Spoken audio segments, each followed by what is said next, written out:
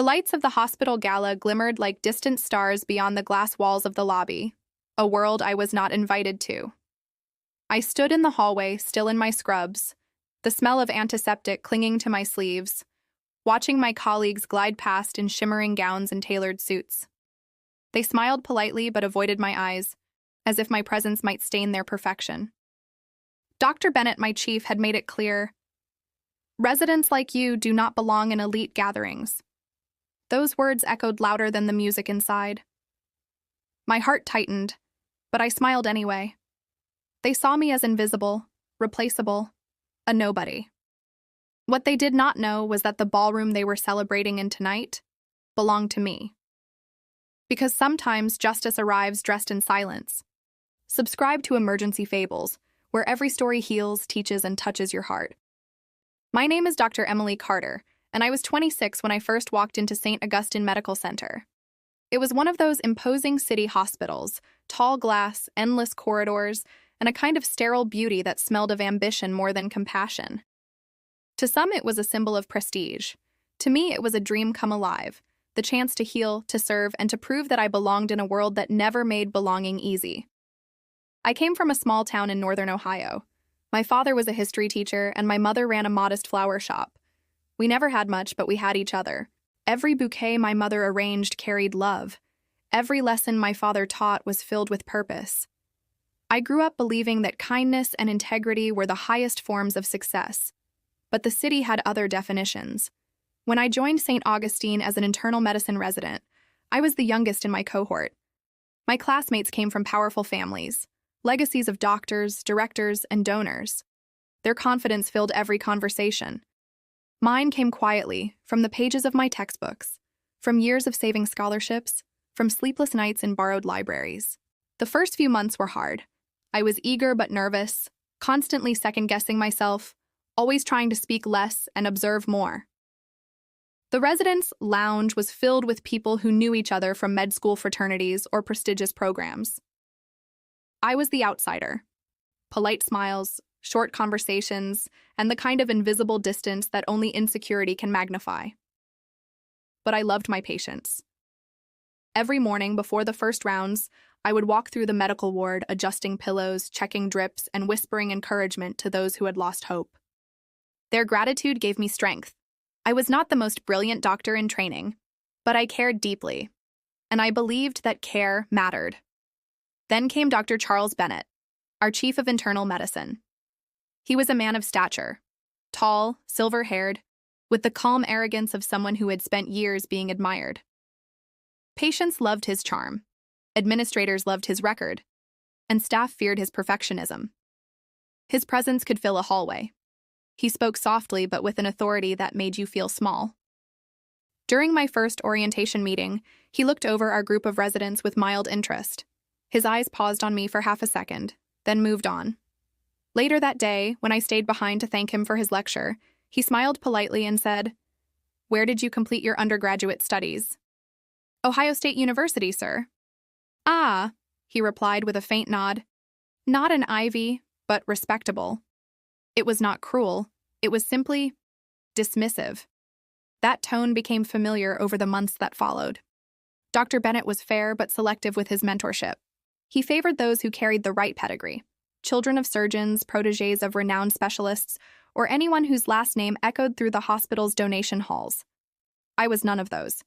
I was simply Dr. Carter, the quiet one. Still, I worked harder than anyone. I volunteered for night shifts. I stayed late to double-check patient charts. I assisted in procedures no one else wanted to handle. My supervisors noticed, but Dr. Bennett never did. He praised others publicly. "Excellent catch, Dr. Lee." "Well done, Dr. Myers." But when I presented successful cases, he nodded without expression, scribbling notes, as if my efforts were merely adequate. And yet, I admired him. He represented everything I wanted to be: confident, respected, in control. I told myself that if I kept learning, if I kept showing up, he would eventually see me. There was one person, however, who always saw me: Nurse Olivia Green. Olivia was in her early 40s, a charge nurse with eyes that noticed everything and a laugh that could ease any tension. She had been at St. Augustine for nearly 2 decades and had guided hundreds of residents through their training. She took me under her wing quietly, without making it obvious to others. When she found me crying in the stairwell after a rough day in the ICU, she handed me a cup of coffee and said, "Sweetheart, hospitals are not made of walls and machines. They are made of people. Some heal, some hurt, and some forget which one they are doing. Learn to tell the difference." Those words stayed with me. Months passed, and my confidence began to grow. I earned respect from my peers, not through charm, but through consistency. Patients remembered me. They asked for me by name. I had learned to balance compassion with competence, to stand tall even when I was shaking inside. Then one morning, the hospital buzzed with unusual excitement. Flyers appeared on notice boards, emails arrived with golden headers, and conversations filled the cafeteria. "The St. Augustine Annual Charity Gala," it read. It was the hospital's most prestigious event, an evening of celebration, fundraising, and recognition. Senior doctors, executives, and donors gathered in one grand ballroom to toast another year of excellence. Awards were given, speeches made, reputations cemented. I had never attended before. As a first-year resident, I was not eligible. But now, as a second year, I wondered if perhaps this time I could. I had contributed to several successful cases, participated in research, and was part of a medical team that received commendation from the state board. I believed I had earned my place. When I gathered the courage to ask, I approached Dr. Bennett after morning rounds. "Sir, I heard about the charity gala next month," I said. "Will residents be attending this year?" He looked up briefly from his tablet, his eyes cool and distant. "This is not a social gathering for interns or residents, Dr. Carter. It is an executive-level function. We need you focused on patient care, not parties." He turned away before I could respond. My throat tightened, but I smiled politely and nodded. "Yes, sir." I walked out of his office, my heart heavy but not broken. I told myself it was fine, that perhaps residents were not meant to attend such events. But later that week, I overheard 2 colleagues, Dr. Lee and Dr. Myers, excitedly discussing the gala fittings for their tuxedos. I froze, so they were invited. That night, as I stayed late completing discharge summaries, I caught a glimpse of my reflection in the office window. Tired eyes, messy bun, creased scrubs.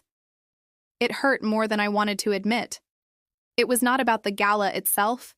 It was about what it represented. Belonging. The following days passed in quiet determination.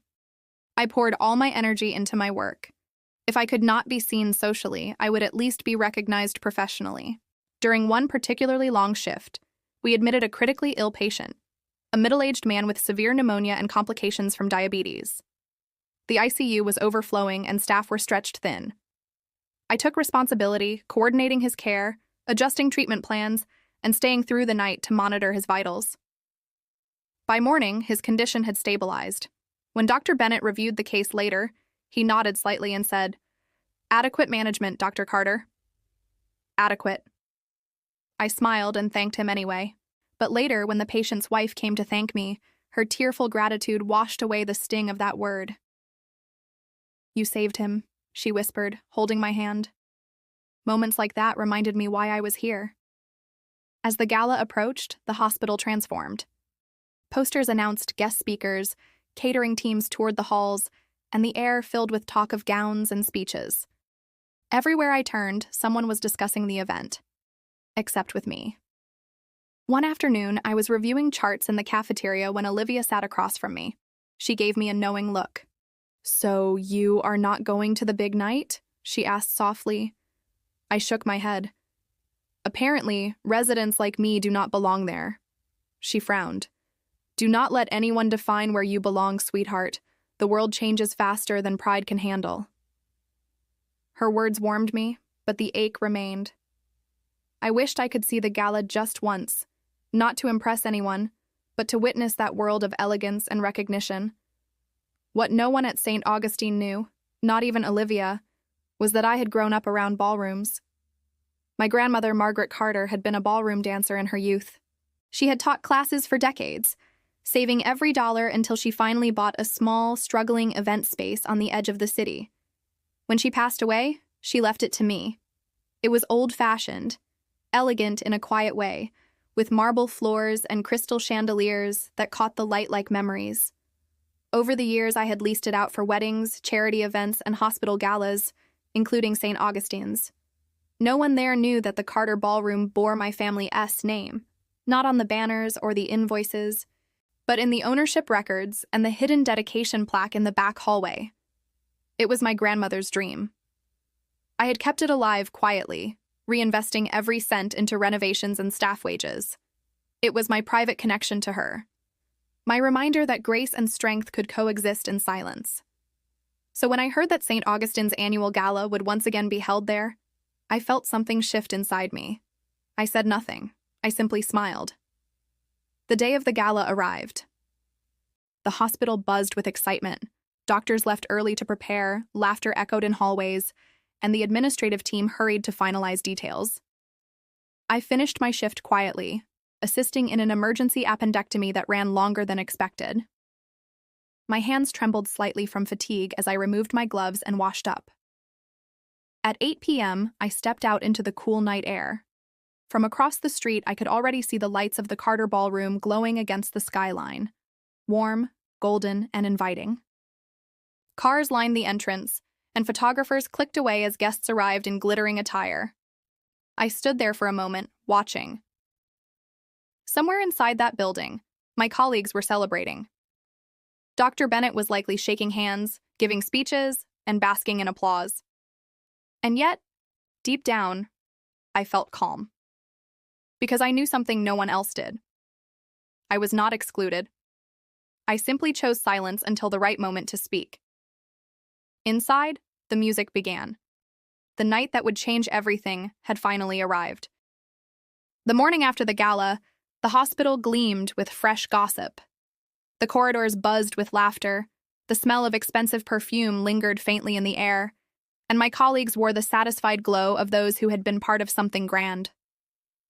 They spoke about the dazzling chandeliers, the exquisite menu, the live orchestra. Every detail of the night I was told I was unworthy to attend. I moved quietly between the conversations, my clipboard pressed against my chest, my smile polite but distant. Dr. Lee described the decor with theatrical gestures.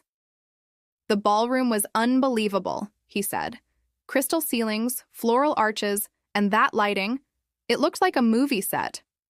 Dr. Myers laughed. Dr. Bennett's speech stole the show. The man knows how to charm donors.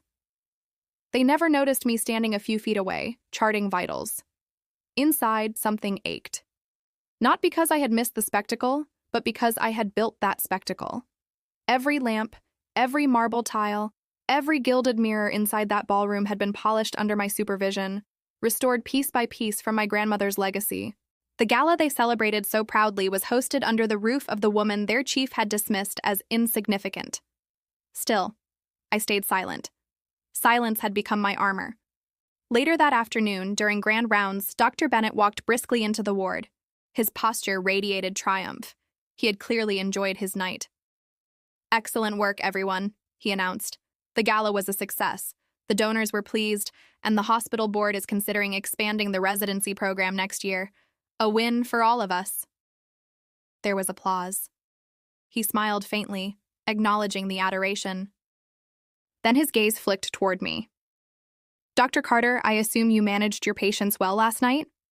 Yes, sir, I replied. All stable this morning. Good, he said. I hope you understand that professional dedication requires sacrifice. While others were networking, you were serving. That balance is important to learn. A few residents exchanged smirks. I swallowed hard. The words stung. While others were networking, you were serving. He meant it as a lesson, perhaps even as praise, but it landed like a quiet humiliation. In his mind, I was the dutiful worker, not the equal. That evening, Olivia found me in the staff lounge, sipping from a paper cup of coffee gone cold. She sat down across from me and sighed. I heard the speech he made this morning. You held your head high. That is more than most would do. I shrugged. He does not mean harm. He just does not see me. Olivia's eyes softened. One day he will, Emily. People like him always do, when it is too late. Those words stayed with me for days. As autumn deepened, hospital life resumed its rhythm. Long shifts, new admissions, endless paperwork. But something inside me had shifted. I had grown tired of invisibility. When the Resident Excellence Award nominations opened a few weeks later, I decided to submit my name. It was bold, almost naive, but I felt ready. I had led several difficult cases successfully and had presented a paper at the state conference. The application required a supervisor's endorsement. Reluctantly, I went to Dr. Bennett's office. He looked up from his computer as I entered. "Yes, Dr. Carter." "Sir, I wanted to ask if you would endorse my nomination for the Resident Excellence Award." He raised an eyebrow. "You?" "Yes, sir. I believe my recent contributions—" He interrupted, setting his pen down. "Dr. Carter, the award typically recognizes residents with a certain profile, leadership visibility, published research, presentation skills. You are diligent, but these nominations require more than hard work. They require recognition." "I understand," I said quietly. He smiled faintly, as though to soften the rejection. "Focus on your training, Dr. Carter. Your time will come." I thanked him and left, my chest burning. My time would come, but only when he allowed it in his world.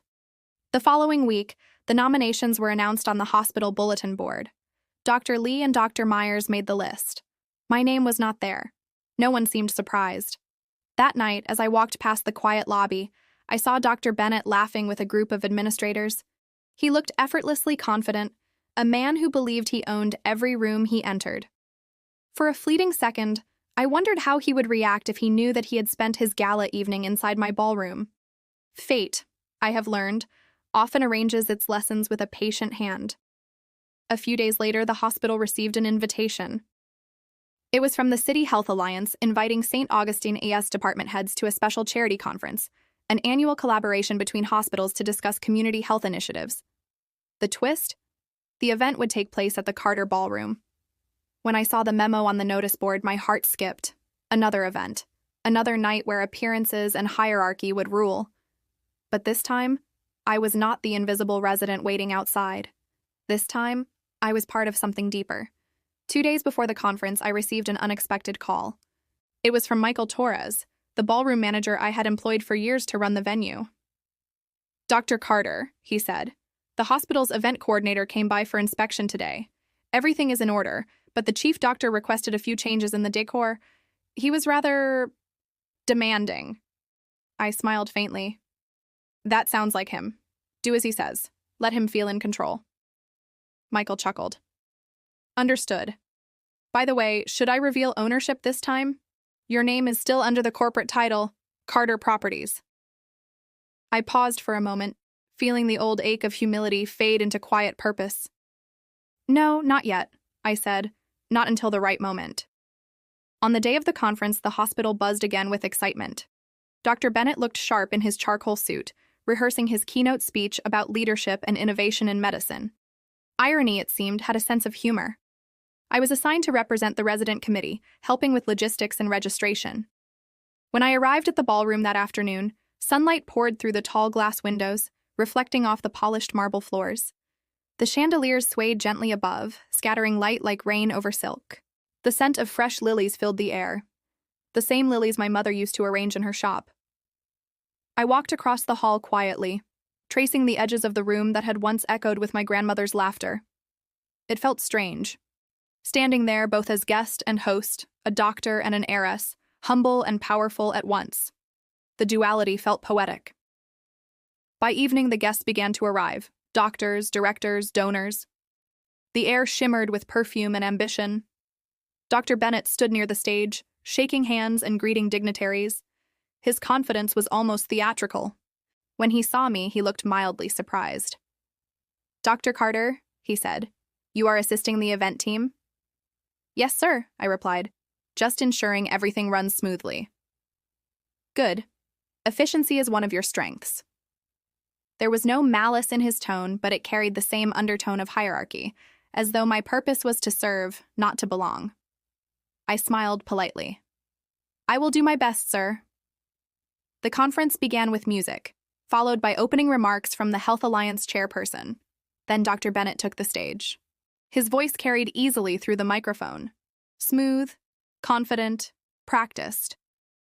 He spoke about innovation, teamwork, and vision.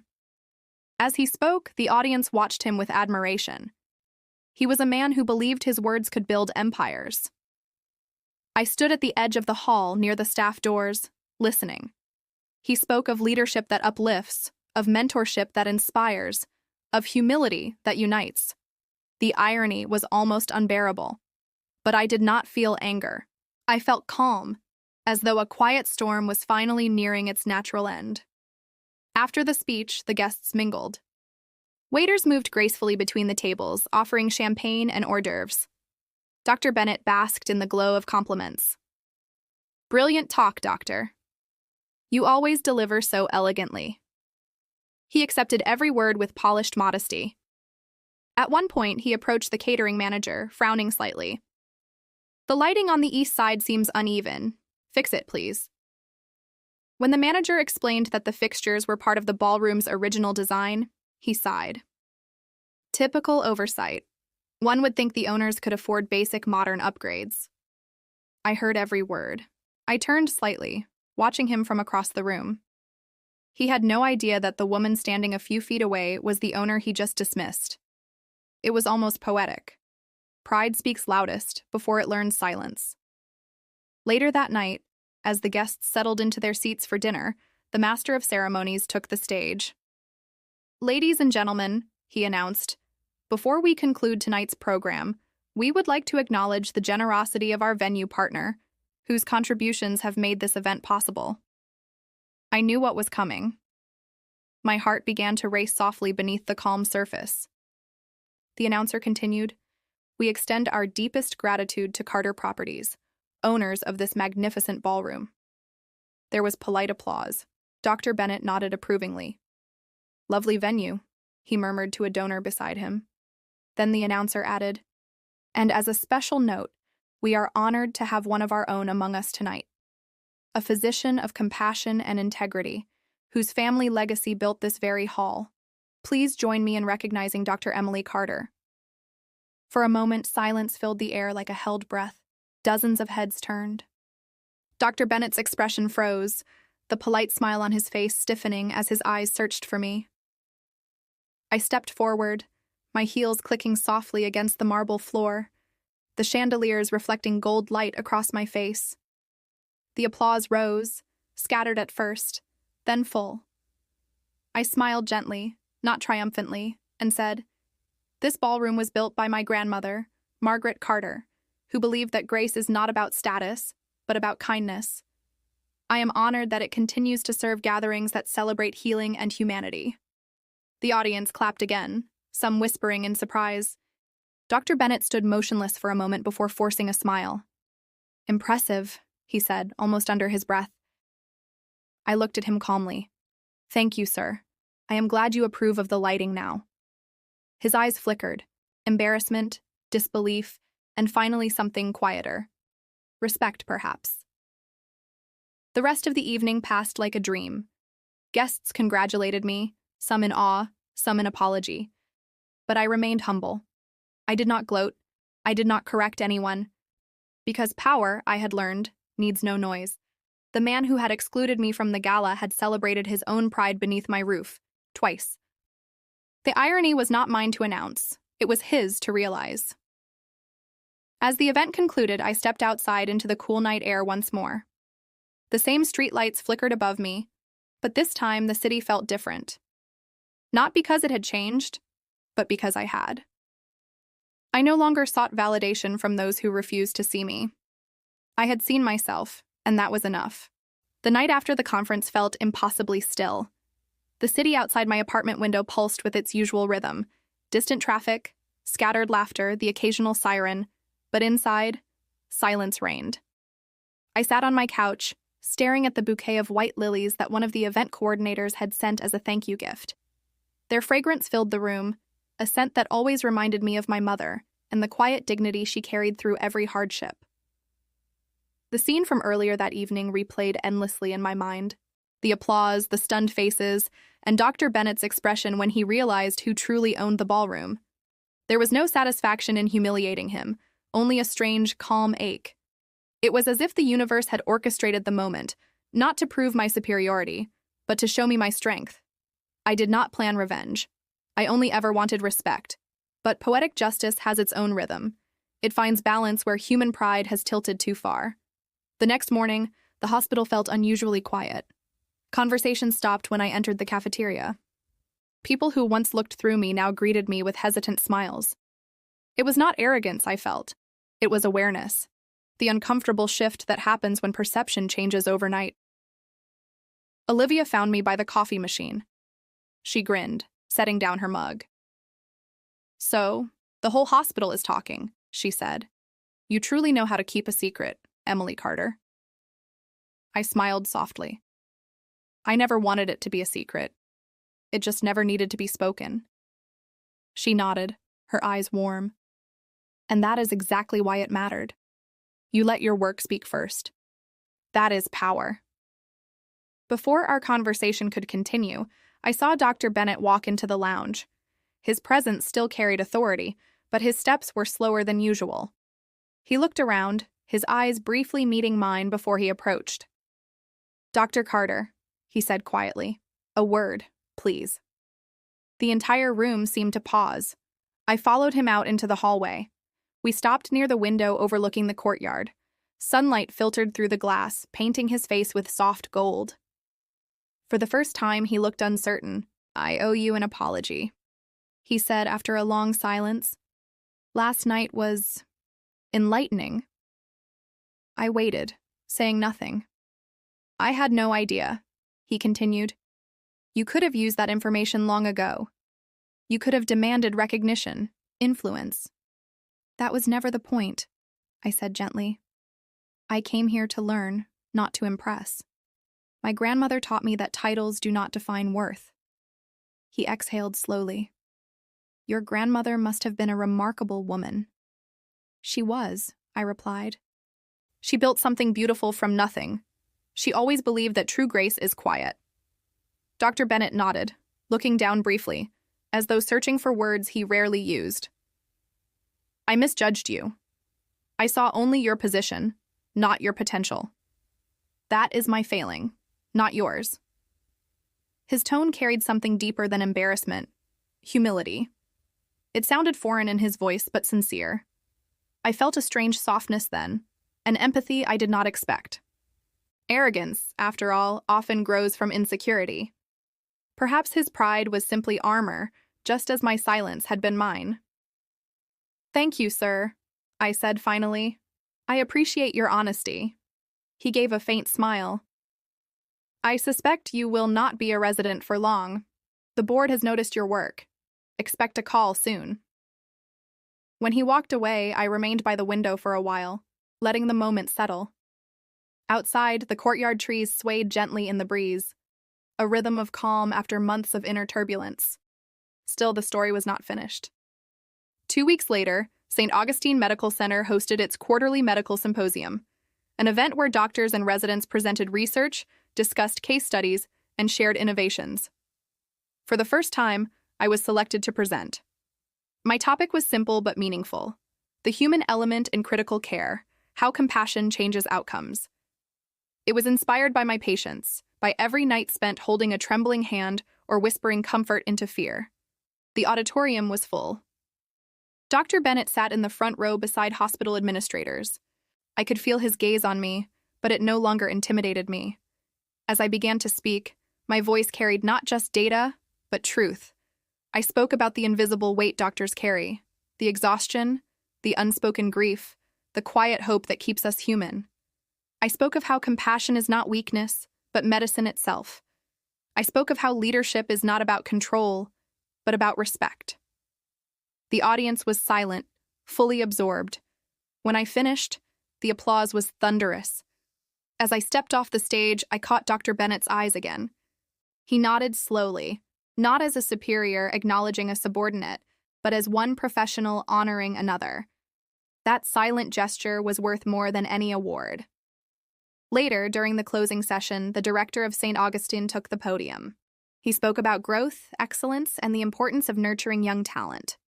Then, to my complete surprise, he said, "It gives me great pride to announce a new initiative, the Carter Fellowship for Compassionate Medicine, established in honor of Dr. Emily Carter's exceptional contribution to both patient care and community service." For a moment, I could not breathe. The audience turned toward me, applauding again. Dr. Bennett was among the first to stand. His expression carried genuine respect, perhaps even gratitude. After the event, he approached me once more. "It seems poetic that your name will now guide others here," he said quietly. "It is not my name," I replied. "It is my grandmother's. She believed healing begins with humility." He smiled faintly. "Then she was wiser than most of us." We shook hands, not as chief and resident, but as equals. From that day on, something shifted within the hospital. Dr. Bennett began mentoring more openly, encouraging residents who came from modest backgrounds. The subtle culture of hierarchy softened. I never asked for that change, but perhaps that was what true justice looks like. Not humiliation, but transformation. As months passed, my reputation grew. I completed my residency with distinction and was offered a permanent position as an attending physician. But even as I advanced, I never forgot where I came from, or what it meant to stand invisible in a crowded room. The Carter Ballroom continued to host events, weddings, charity galas, conferences. Sometimes I would visit late at night after long shifts, walking through the quiet hall, my footsteps echoing against marble. The chandeliers above still glimmered softly, and I would imagine my grandmother there, dancing in the golden light, proud of what her legacy had become. One evening, nearly a year later, St. Augustine hosted another gala, this time to celebrate the opening of a new pediatric wing funded by the Carter Fellowship. Dr. Bennett approached me at the entrance. He looked older somehow, gentler. "Dr. Carter," he said with a small smile, "I believe this is your ballroom once again." "It is ours tonight," I replied. "Every patient we serve will feel its light." He nodded thoughtfully. "You were right about humility. It teaches more than prestige ever could." We walked inside together, side by side. As the night unfolded, I felt something I had never felt before in those gleaming halls. Peace. Not triumph, not vindication, just quiet fulfillment. When the orchestra began to play, I excused myself and stepped out to the balcony. The city stretched beneath me, endless lights shimmering like stars across the horizon. For the first time, I realized I did not need anyone's recognition to feel seen. I had become the woman I once wished someone would notice. Strong, kind, unshakable. In the reflection of the glass doors, I caught a glimpse of myself. Not the timid resident who once stood outside this hall, but a woman who had learned the art of silent power. And in that reflection, I saw my grandmother's eyes looking back. I whispered softly into the night, "We made it, Grandma." Behind me, the music swelled, laughter rippled through the crowd, and the golden chandeliers bathed everything in a glow that felt like grace itself. The story had come full circle. The girl who had been excluded from the gala had not only entered the room, she had illuminated it. The months that followed that final gala at the Carter Ballroom were unlike anything I had ever experienced. For the first time in years, my life began to feel aligned with the person I had always dreamed of becoming. Every day felt like a quiet chapter in a story I had once feared would never be told. My story. I would wake before dawn, as I always did, the city still sleeping beneath a pale veil of silence. I would walk to the hospital through streets that once felt heavy with exhaustion, but now shimmered with quiet gratitude. The same glass doors that once reflected my uncertainty now felt like an entrance to purpose. I no longer entered to prove myself. I entered to serve. Inside the hospital, people no longer whispered when I passed. They smiled genuinely, waved, and greeted me with warmth. It was not the superficial respect that follows reputation. It was something deeper. Recognition. The kind that says, "I see you, and I know what you have endured." The walls of St. Augustine still carried the same scent of disinfectant, the same rhythm of footsteps and heart monitors. But something had changed in the air. There was more kindness now. The residents who once hid their insecurities behind arrogance had begun to reach out, to ask for guidance, to admit mistakes without shame. The culture of competition had softened into collaboration. Dr. Bennett played a large part in that shift. Over time, he became someone entirely different, still strict, still exacting, but no longer cruel. He had begun hosting mentorship sessions for young doctors from underprivileged backgrounds, reminding them that potential is not determined by privilege. I saw in him a man quietly seeking redemption, and I respected that deeply. Life has a strange way of humbling even the proudest hearts. Sometimes it takes public embarrassment to awaken private grace. And in Dr. Bennett, I saw that transformation unfold quietly, one act of humility at a time. My days became full but meaningful. I would spend hours in the intensive care unit, holding the hands of patients who hovered between hope and despair. Their eyes would search mine for reassurance, and I would remember why I had chosen this life. Not for recognition, not for status, but for that sacred human connection that exists between healer and healed. There were nights when exhaustion threatened to consume me, when I would sit alone in the staff lounge after midnight, sipping lukewarm coffee and staring out at the city lights. And yet, even in those moments, I felt peace. Because I had learned that peace does not come from success, it comes from alignment, from living a life that honors both your pain and your purpose. Sometimes, after long shifts, I would stop by the Carter Ballroom. It had become more than just a building or a family legacy. It had become a symbol of every silent battle I had ever fought. I would walk across the polished marble floors, listening to the faint echo of my own footsteps.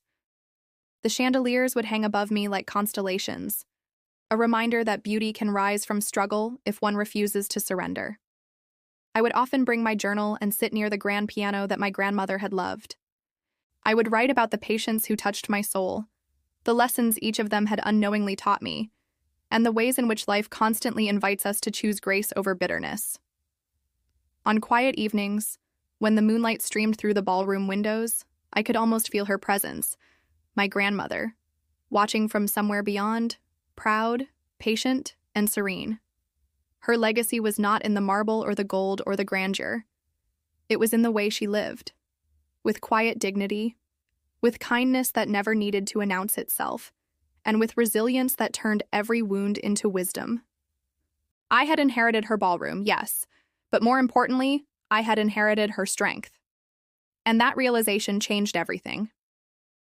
As the months turned into a year, the Carter Fellowship began to grow. It funded scholarships for medical students who had faced financial hardship. It sponsored rural health initiatives. It created a mentorship network where experienced doctors guided young physicians not only in science, but in empathy. Every letter I received from a scholarship recipient filled me with indescribable joy. Some wrote about being the first in their family to enter medicine. Others wrote about wanting to give back to the communities that raised them. Their words reminded me that sometimes the greatest impact one can have is not in personal victory, but in opening doors for others. There were moments, of course, when I remembered the girl I once was, the one who stood outside the ballroom that night, excluded and humiliated. I could still feel her ache, her uncertainty, her silent tears. But now, when I thought of her, I felt only gratitude. She was the one who stayed true when it was easier to become bitter. She was the one who kept showing up, who endured the long shifts, who believed that kindness was not weakness, but strength. Without her, I would not be who I am. Life has a poetic way of healing old wounds. Sometimes it does not erase the pain, it redeems it. The humiliation that once broke me became the foundation upon which I built my dignity. The silence that once made me feel invisible became the space where I found my voice. And the arrogance that once tried to belittle me became the mirror that showed me who I refused to become. That is the irony of poetic justice. It does not demand revenge. It restores balance. It teaches through contrast. It transforms hurt into awareness. One evening, as the hospital staff gathered for another annual gala, this time openly hosted at the Carter Ballroom, I stood near the entrance watching people arrive. I wore a simple gown, elegant but understated, the kind that spoke softly yet carried presence. When Dr. Bennett arrived, he greeted me warmly. He had brought his wife this time, and I saw genuine happiness in his eyes. There was no trace of the man who once spoke with disdain. Instead, I saw humility, the kind that comes only after one has faced the truth. As I watched everyone laugh and celebrate, I realized that I no longer saw that night as an act of exclusion. It had become a turning point, the catalyst for every transformation that followed. Because sometimes life does not give us fairness at first. It gives us lessons. And those lessons, though painful, carve us into people capable of grace. Later that night, when the orchestra played a slow melody, I walked onto the balcony overlooking the city. The same skyline stretched before me, glittering in the darkness, 1,000 lights flickering like promises. I thought of the patience I had lost, the nights I had cried in the supply room, the mornings I had doubted my place in this vast, relentless world. I thought of every person who had dismissed me, every whispered insult that once felt like a scar. And then I smiled. Because every one of those moments had led me here. Not to wealth, not to recognition, but to peace. True success, I realized, is not about proving others wrong. It is about proving to yourself that you can rise without resentment, that you can hold your integrity even when others fail to see it. It is about knowing that when you walk into a room, whether it is a hospital ward or a glittering ballroom, your worth is not determined by who notices you, but by who you choose to be when no one is watching. I took a deep breath, feeling the cool night air brush against my skin. The sound of laughter drifted from inside, blending with the soft hum of city life. I closed my eyes and whispered a quiet prayer of gratitude for the pain, for the lessons, and for the grace that had carried me through. Somewhere deep inside, I felt my grandmother's presence once more, not as a memory, but as a living heartbeat within me. I knew she was proud, not because I had owned the ballroom, but because I had learned what it truly meant to belong in it. The story had begun with exclusion and ended with transformation. But in truth, it was never about revenge or revelation. It was about dignity, the kind that cannot be taken, only earned. And as I turned back toward the glow of the ballroom, surrounded by people who had once overlooked me but now stood as equals, I realized that life had come full circle. Not because I had entered the room I was once denied, but because I had grown beyond needing its approval. I smiled, lifted my glass, and silently thanked every obstacle that had shaped me, every hardship that had refined me, and every moment that had reminded me of my worth. That night, beneath the golden chandeliers, I felt a kind of peace that words can never fully describe. The peace of knowing that grace, once chosen, becomes a lifetime companion. True dignity is silent strength. The greatest revenge is transformation. The most powerful justice is grace. If this story touched your heart, do not forget to subscribe to Emergency Fables, where every story heals, teaches, and transforms. Because sometimes the deepest lessons are found in the quietest moments.